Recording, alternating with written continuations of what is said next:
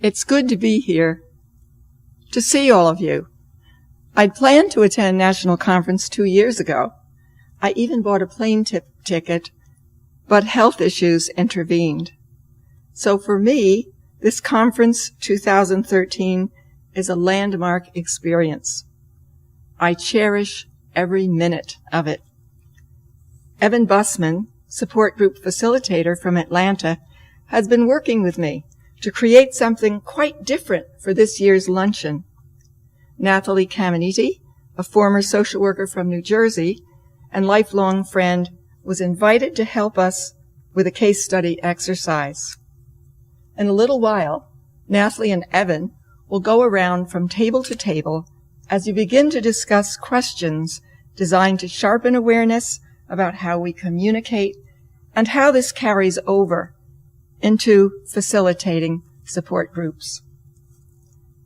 For the past 10 or 15 minutes, I watched as you began to greet one another. Beyond the general buzz of conversation, I noticed smiles, hellos, and hugs. One or two of you did a kind of little dance of joy to see each other again. And perhaps a few of you spoke to someone you saw wandering around, perhaps looking a little lost, and invited him or her to your table. Before we begin to think a while together about how we can increase our communication skills, I'd like to say a word about self-care. Good self-care must be the framework around every responsibility we take on, especially while trying to cope with an autoimmune disease like scleroderma. You have to ask yourself, how can I commit to this ongoing task without increasing negative stress on my body? Entering my third year as facilitator, I realized that in order to continue, I would need help with the details of preparing for our meetings. Rosemary Markoff, who was my support group facilitator from way back, agreed to assist me. This year, our joint effort and leadership has enabled me to slow down and reclaim the enjoyment of both the challenge and the process. I heard while we were sitting at the tables a while back also that there's a group of 3 that are leading one support group, and they're able to spell each other when one of them has an issue such as health or other meetings or something else they need to schedule. This all leads to hopefully becoming a more relaxed facilitator, because a relaxed facilitator is a more aware facilitator and on the way to becoming a more effective communicator. Most of us learned in kindergarten that communication does not consist simply of information passed back and forth between 2 or more persons. The French root of the word communicate implies the sharing of not just any information, but specifically meaningful information. Information that can engage, inspire, comfort, or assist. These are goals we hope to achieve as facilitators within our groups, to help other patients, their families, and friends feel welcome, cared for, and to create a program where they can find answers to some of their questions about their disease, as well as how best to live with this condition. Meaningful information does not travel exclusively by way of speech or writing. Even the simplest of our behaviors, a gesture, a facial expression, is able to convey acceptance or rejection. Compare frowns and closed body postures with smiles and with open arms. Which do you choose, and which do you practice? What information is meaningful? What do we need to remember when we are speaking with a newly diagnosed person who may be feeling overwhelmed? Sometimes it's easier to ask questions than to keep on listening or let silence continue. When we do respond, it is usually better to mirror back the gist of what the speaker is saying than to ask a question of that person. Why? Questions can be experienced as intrusive, particularly by persons wanting to pour out their hearts to someone they regard as more knowledgeable than they. Compare the following two responses to a scleroderma patient's complaint about a relative who doesn't take her condition seriously. A good communicator might think to say, "Would your sister read a booklet you could send her about symptoms and treatments?" Not a bad suggestion for a later time, but right now, consider this alternative. Sounds like your sister doesn't understand how scary this is for you. Sounds like your sister doesn't understand how scary this is for you. As a rule, whenever possible, avoid asking a question. Instead, make a statement. It may require a shift in your style of responding. It may be more work, but is almost always more helpful to the other person. Another rule of communication with both one-on-one conversations and in groups is keep a balance in speaking. As listener, talk much less than your caller or visitor. The same rule applies to all participants of a support group. Occasionally there may be a very anxious person who wants to use the group's social breaks to talk extensively about medical issues. This can be addressed toward the beginning of the session. For instance, here is something I might say.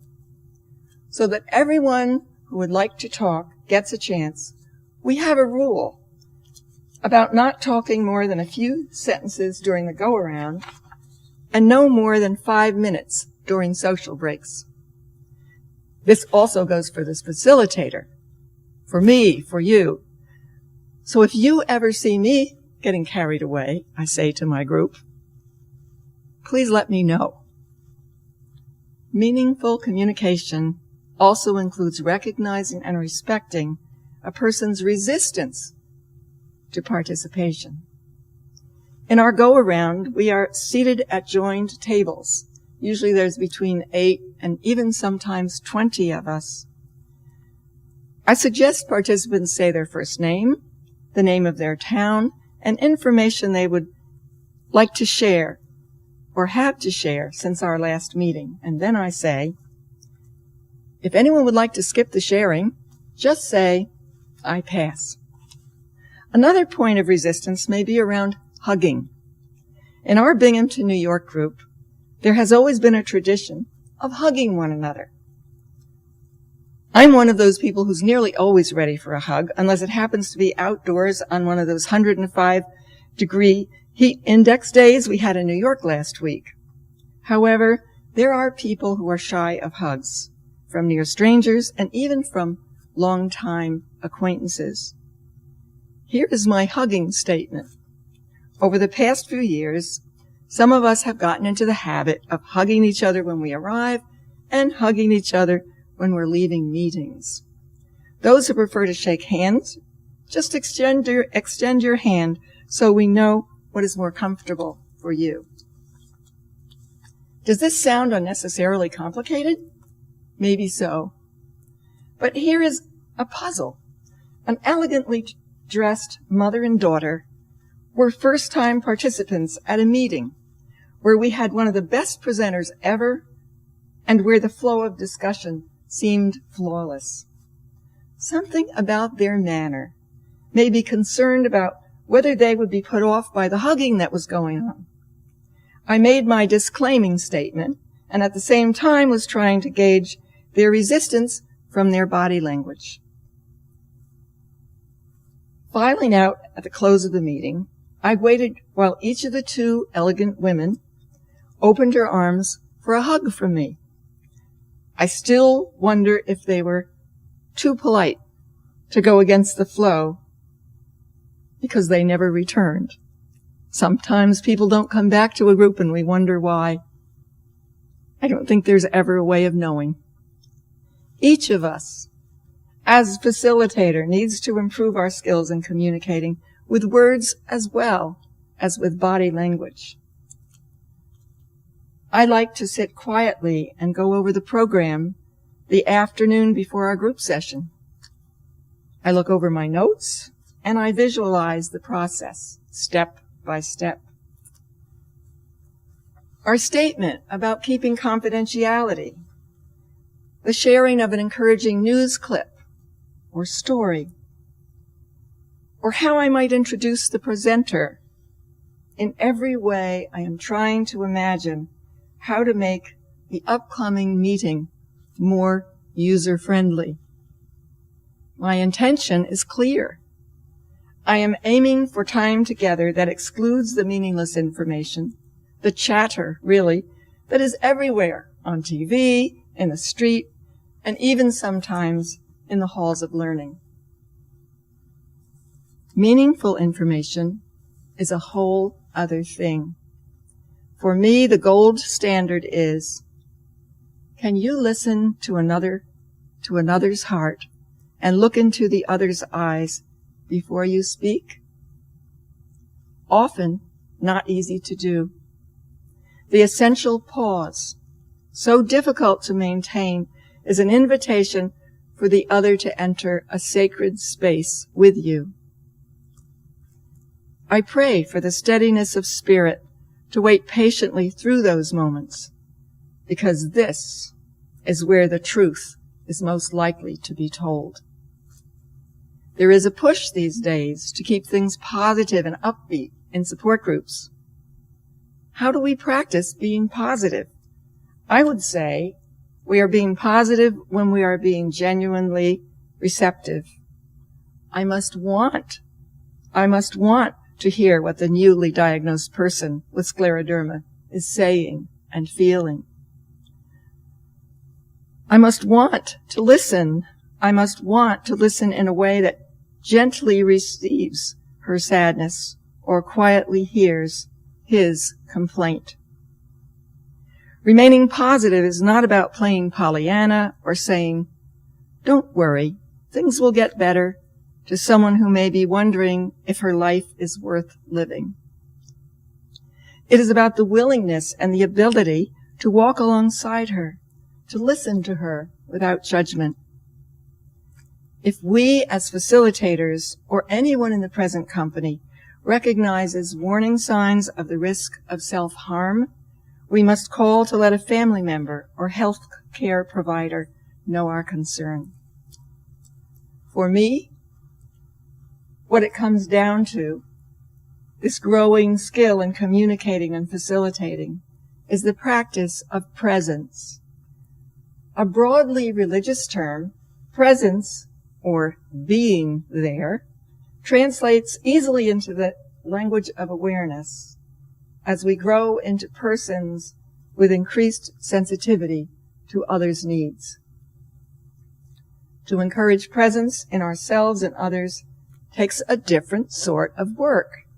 It takes the admission of our own mistakes in relationship and the courage to change from our old ways of interacting to new ways that have room to admit more light, ways that foster inner growth.